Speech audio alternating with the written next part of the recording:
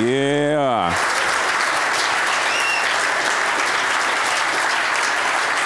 Thank you, thank you. Shout out for the shoes, man. Thanks, man. I appreciate it, man. That's pretty cool, man. Also, shout out to Mr. Fitzgerald, right? Remo, because anybody that could get me to beat on drums for like an hour and a half is like incredible, man. That was crazy last night.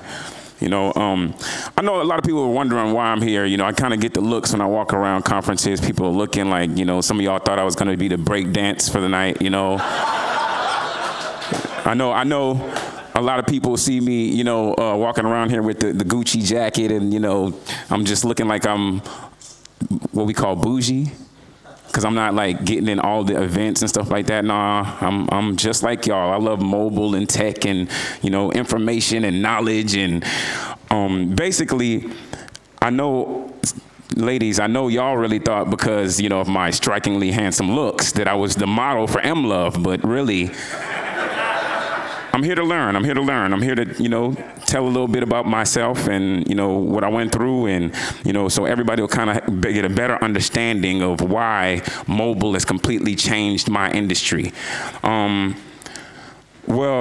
I actually, people ask me what I do, you know. I know I rap and, you know, a lot of people know about the song Riding Dirty, which is a big mega hit across the globe, sold 5-6 million ringtones, you know, 1.5 million records. It was a pretty big record. Weird Al Yankovic, y'all heard of him?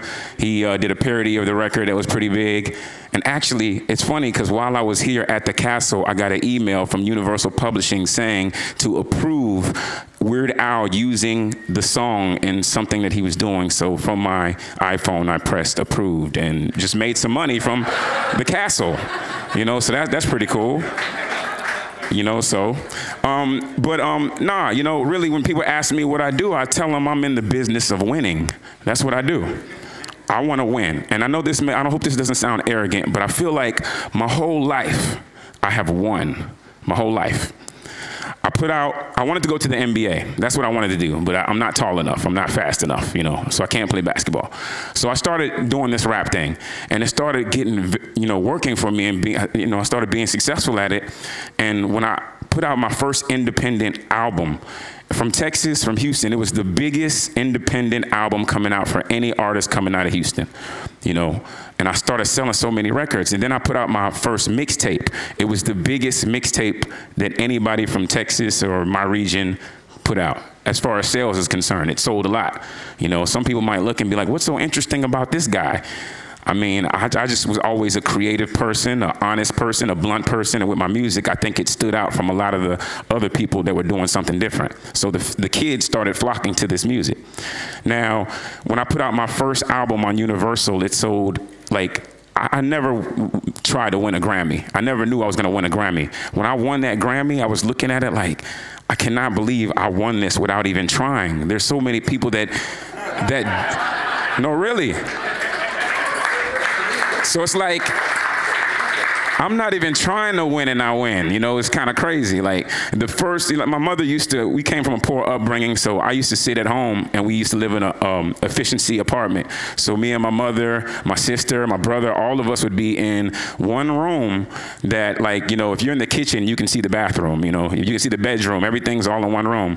And I'd be watching my mother eat cereal for dinner, man, and I was like, man, I just hate that. I wanted to be rich, so not for me, so I could do better for my family. I wanted them to see things. There's people in my city that are friends that had never left the north side of my city. They haven't even seen the other side of the city.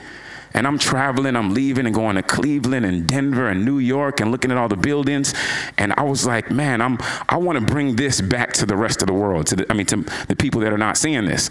So I remember the first time I saw $1 million. I just looked at my account for like 10 hours straight, just looking at it like, this is incredible. Like, it was just so many zeros, you know?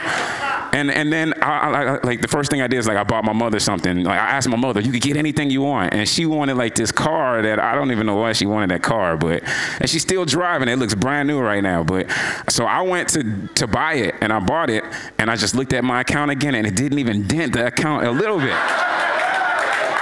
I was like, man, this is amazing, man. This is what money does, right? But then the more as I started getting money, I started realizing, I'm not gonna say I don't care about money, but some people get rich and they do anything for money. They'll do whatever. And you know, as I walk around this castle, I see a lot of consistent themes. I see, you know, love, inspiration. I see, you know, mobile. I see, you know, a lot of, you know, themes. And I think those are the themes and the most important things in life. That's what creates success. And I think success is driven around that type of stuff. You know, let me explain. Like, I was on Universal Records, and I was signed. I got this big deal, and I sold a lot of records. And I recently got off of Universal Records. So this is unheard of, because they're like, oh, you just made all these millions of dollars. You know, Jay-Z has this line. He says, you ever sent $1 million through a hands-free phone? Has anybody ever done that? Nah, I haven't done that either, you know? But, you know, people like him inspire me, because the one moment that I was able to transfer $100,000 through an iPad, I felt like I was gaining weight on him. I'm catching up, you know? And, you know, so I actually was like, you know, I'm passionate, but it's not this money that's driving me. It's more about the knowledge, the learning. And what made the major label so incredible to me is because they just had the knowledge. They knew, like, I remember I came to Berlin for the first time, and they had, near the Berlin Wall, they had a Universal office.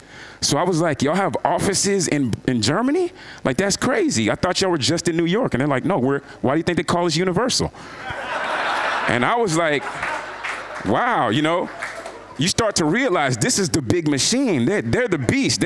Like, this is Voltron. Like, I need them to see the world. I can't see the world without going through you. So then when we got to Universal, we're there. We've got all these creative ideas, you know. I've watched the music industry change from when I used to do mixtapes. We used to physically go and press up a CD, and I used to put my money in, go press them up, my music, and drive across the country or across the city, across the town, to sell my CDs to a mixtape store. So I had to physically do it. I came from the ground. There was nobody doing it for me. I was a young kid. I would make some money, and I would invest $20,000 of my own money and press and gamble it all. It might have been all I had, and press up my CDs. And then I would go sell it back to stores and make my money back. So I learned how to get rid of my product. And as I do this, this is how Universal found me. They're like, this guy he's good at selling records. And when I went to them, I'm telling them, man, I'm okay leaving here not signing with y'all. I don't need y'all.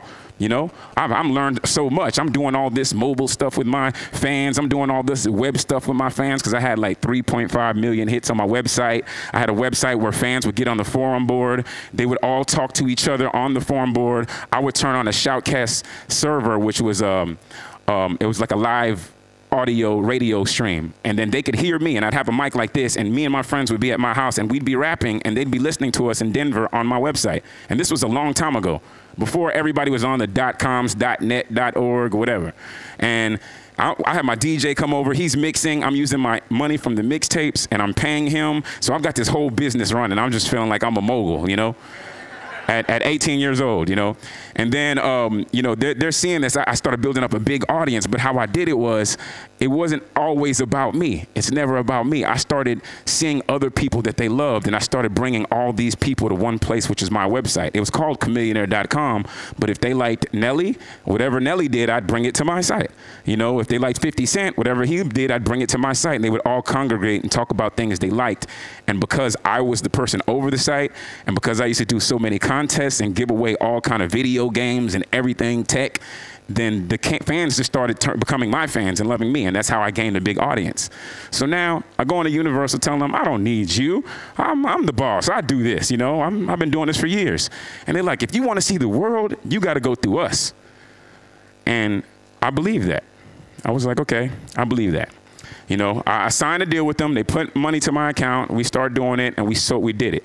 We won a Grammy. We sold a lot of records. I saw the world. And then I started giving ideas to them, like, you know what, let's do this.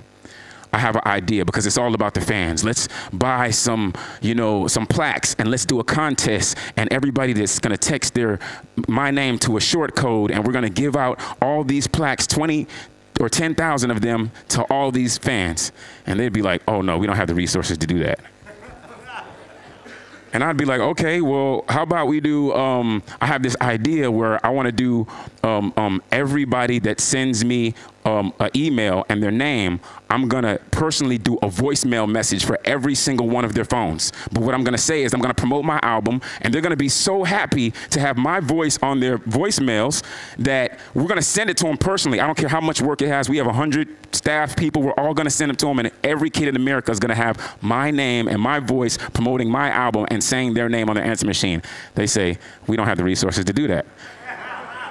And I'm like, I thought y'all were Universal, man. I thought y'all could do anything, you know? I thought y'all could take me across the world. So, because I was so passionate in trying to reach people, I want to talk to these people. I would just break all the rules and do everything different than what they told me to do. Like, I remember I won an award and I went on stage and they were emailing me. You know, it was the old SkyTel pager, so it was just going off, and everybody's all hitting me from the label like, these are all the people you need to thank. And it was like a long list, so I'm supposed to go up when I give my speech, and like Snoop's giving me the award, by the way, you know, so I'm already a little nervous, and 50 Cent sitting in front of me telling me, hey, you're about to win, you're about to win. And I'm like, and the crazy thing is, he was in the category with me. So I'm like, man, I'm not gonna win, you're about to beat me. And then they call my name and spotlight hits on me. I'm like, oh, you know. So I get up there, get the award from Snoop, and you know, I'm already so mad because I'm thinking about all these people that didn't do anything that are all telling me to thank them, and I just start freestyling, just saying whatever.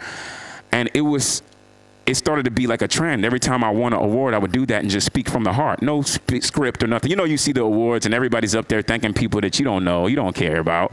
You know, I just started talking about authenticity and saying stuff. And then after I got off that stage, I just saw the whole crowd just staring at me like, wow, this kid is an honest kid. I saw Jay-Z at a party and he was like, hey man, you should never change, man. I love how authentic you are.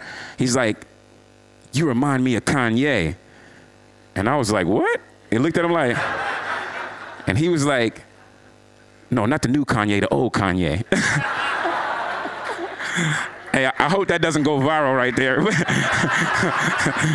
But I was like, oh man, I appreciate that. You my favorite rapper, you know? And then Beyonce was next to him and she was like, oh, and I was like, wow, this is crazy. This is where Universal brought me, you know? So, you know, as I started, you know, being more passionate about this music and having ideas and ways to reach people, I started realizing the staff wasn't able because of how long the process is to do things. You know, it's a lot of million signatures and how corporations work. And I was like, I don't have the patience for that, man. There's a lot of people that are responsible for where I'm at, not Universal. Universal came in after we did it all and then took it further and made some money off of it. But the reason why we're here is because of the people, ultimately. You look at all these social networks and everything that works. The ones that are successful are the ones that focus on the people. Like, the reason why people tweet is because it gives everybody a voice. Everybody, it's about me. It's not about you. I don't care about your social network. I want to talk about whatever I want to talk about. Or if I'm on Facebook, I want to post all my, you know, likes and dislikes and make my life seem whatever I want it to seem. And I think that that's what I was focusing on. I was passionate on trying to find out what people cared about. If I would put out a mixtape and I would say, you know, these are the 18 songs on the mixtape, and I would put them out just because I wanted the fans to tell me what they liked. And as they told me what they liked, then I researched and said, okay, I'm gonna make a mixtape more catered to this because that's what everybody wants to hear from me. And that's how I knew that Riding Dirty was gonna be a big record, because I was like, I don't know what Justin Bieber does, you know? I don't know what Lady Gaga does, but I know what they want to hear from me is this, because over the years I've been listening to people and seeing what they like.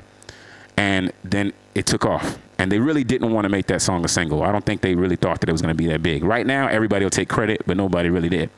So we go back to say that the reason why, you know, why mobile is involved in all this is because, you know, I'm big in tech, you know, big on devices. You know, I walk into Universal, I got 4 phones and everybody's looking at me crazy.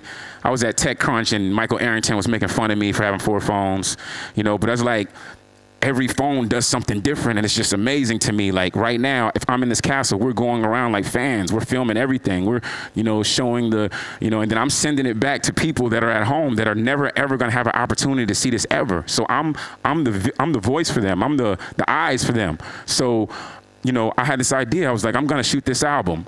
and I'm gonna do it all myself without Universal. I'm gonna shoot videos for every single song, and that's what we're doing. I was telling him, man, I just need to be able to shoot the castle. I need to, and he was like, I got you. You know, I wanna have a video for everything because I wanna be able to show these people these trips. I just came back from Iraq. We were in Iraq. We're with the soldiers, and they've got weapons, and there's bombs going off outside the bunker or hotel room where we're at, you know. And I'm like, man, this is amazing. We might die in the process, but man, it's just, I'm gonna be a winner with this, you know? So I'm doing visuals and shooting things and then trying to be more creative than the other man. And then, you know, I go to all these tech conferences and people would be like, why are you at this tech conference? And I'm like, man, I'm trying to find people that can knock out the middleman. The majors are there and they're telling me I can't get to the rest of the world, but the people that in the tech industry are the people that are changing the world. I've watched them change my whole industry, and the things that they're creating are things that can make it easier for somebody like me to get directly to an individual. Like, you know, I have this dream of one day that every single thing that I do, everything I create, whether it's a video, whether it's HD, I don't care how large it is, how small it is, if it's a song, I want to be able to press a button and every single one of y'all get it immediately right now. I don't care if it's a video, everything. When that happens, man, I'm taking over the world, I promise y'all. I promise y'all. And I know that's gonna happen. So I go to tech conferences and I try to be ahead of the curve and try to see who's coming with something next, because once that happens, I want to be right there on the beginning of it. You look at some of these people that have so many followers on Twitter that were there first. The other day I was talking to a young kid on YouTube who's like the #1 urban artist on YouTube, and he's not even a famous rapper or nothing. And I was like, how do you have this many views? What are you doing? And he was like telling me everything that he was doing, and I was like, every time he presses, you know, something, then it sends an email to everybody that's subscribed. And I was like, man, this is like, this little guy could take over the world right now. You know what I mean? Like, I feel like people like me are told so many times that the only way you can do this is through a corporation. The only way you can do this is doing business. And I think the way that I'm going to do this is through learning and finding out who are the people responsible for changing this world. Like, I wish I would have met the guys at Napster before the major labels did, because maybe that conversation would have went different. I don't know, you know. I think, you know, in my industry now is going to a place where streaming audio is coming in, and now people aren't really, you know, they have something big overseas called Spotify, and it's not in the States. And, you know, we're all trying to fight people to buy our music. I'm not in the business trying to force people to do what they don't want to do. I'm in the business of trying to find out what they like and then trying to adjust. And so I'm listening when the major labels aren't. And that's all driven by passion. It's all driven by my love for this music, and it's not really about money. There's a lot of things that I could do right now that can make me a lot of money that I don't do. You know, I want to be able to reach every single person that cares at any time by pressing a button. And right now I'm working with a company that, a startup that is unnamed right now, but and we're working on some things where online with my website, you know, I want to, not my website, but it's going to be a social networking website where we'll have this process. It'll make it a lot easier. It'll make it, you know, anybody, I think if you're a fan of Lil Wayne, you should never have to search for anything Lil Wayne, never. You should never have to search for it. Anytime Lil Wayne does something, if he puts it up and he presses send, you should get it. And that's what I think. And I think the world is going to come to that. So that's why I go to tech conference and I meet interesting people and I talk to them and I tell them my ideas, because maybe I have a warped view of how the music industry should be. I think there's a lot of ways to make money. You know, when you become successful, you know, everything, you always win. You know what I mean? And I don't think that this is something that should be forced upon people. I think right now it's going in a place where, you know, I'm leaving and leaving here and I'm going to go to Beijing, China. You know, I've never been to Beijing, China before. But when I get there, everybody that's back home, they're going to feel like they were at Beijing, China with me, you know, because, you know, I have my 18 phones that I'm going to use to film everything. I've got my cameraman that I forced him to bring with me because I have to show every single thing that I'm doing. I don't care if I'm brushing my teeth, he's got to show them. And then when I send it back, it'll inspire a lot of other young people that are like me to actually want to see more than just the north side of Houston, you know? And I just think, I don't know how much money that'll make me. I just think that's, you know, everybody's here for a reason. Everybody's got a purpose. And I love that. I'm inspired by that potential to be the person that was the seed that made so many different people look differently. Because when I look at people like y'all yesterday, when I was watching everybody on the drums, and man, it was just so impressive to me, because in our world, it's not like that, man. You know, everybody just doesn't come into rooms and start talking to each other, and it just doesn't happen. Like, you seen, it took us a little while to even break out of our shells because we're just trained to be like this. In our world, people don't talk to each other. They don't share feelings. They don't share thoughts. They don't share knowledge. My friends, when I'm talking like this around them, they're like, man, why are you kicking all that knowledge, man? Being smart is bad. So, you know, I'm really good at playing dumb, you know?